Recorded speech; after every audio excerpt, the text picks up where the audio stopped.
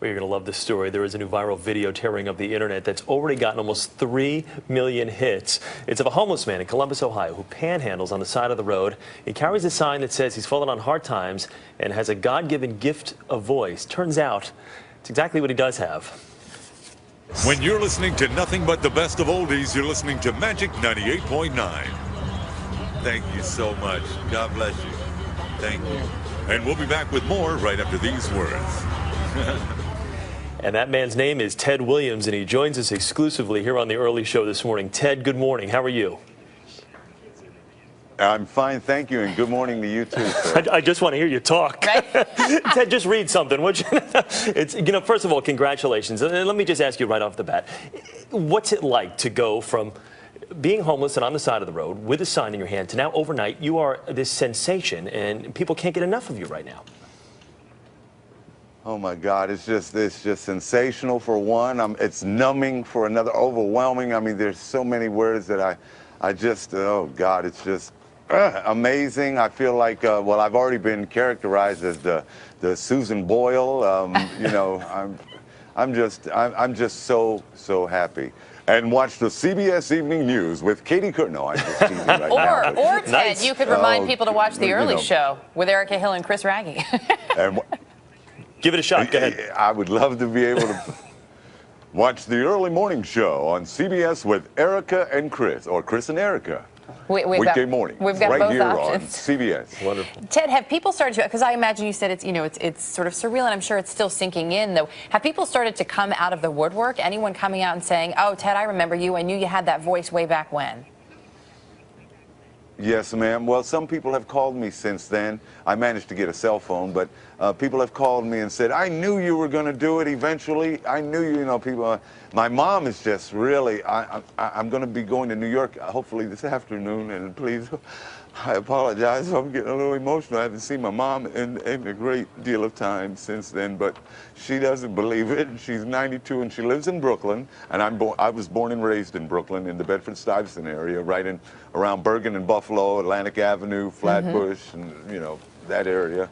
So God has been so good, and in the year 2010 on this date book that somebody gave me, I was going to write on there, well, another year wasted, but it was the year that I found God in my life. I mean, really a God of my understanding, and so it wasn't a wasted year, and I had no idea that something like this would have ever happened to me. It's like almost winning the Mega Ball lottery or something. This is just phenomenal. You're the third lottery winner today.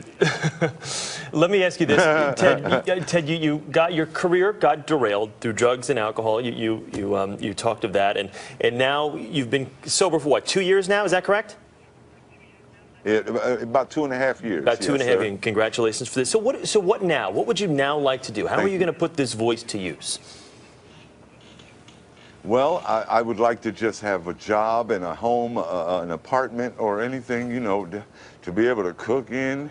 I'd like to, just get my life in a responsible area of a 53-year-old man, a tax-paying citizen, and try to put some of my bad memories and everything. Well, I'm not going to forget where I came from, but I just want to put some of that on the back burner and continue with my life, whatever is left to live, and hopefully, like I said, I was holding that sign with the hopes or the wishful thinking that somebody was going to ride by and say, hey man, I got an internet radio station that could possibly use some production work or something. Well, clearly everything happens for a reason. There's a reason that you were there and that someone did drive by. You mentioned your mom and that you're headed here to New York. Your mom is 92, and this hasn't quite sunk in for her. You haven't seen her in a while. I imagine for her this is really a dream come true too. Was she worried that maybe you wouldn't be able to pull out of that low place where you had been? One of my biggest prayers that I sent out was that she would live long enough for me to see me, rebound or whatever.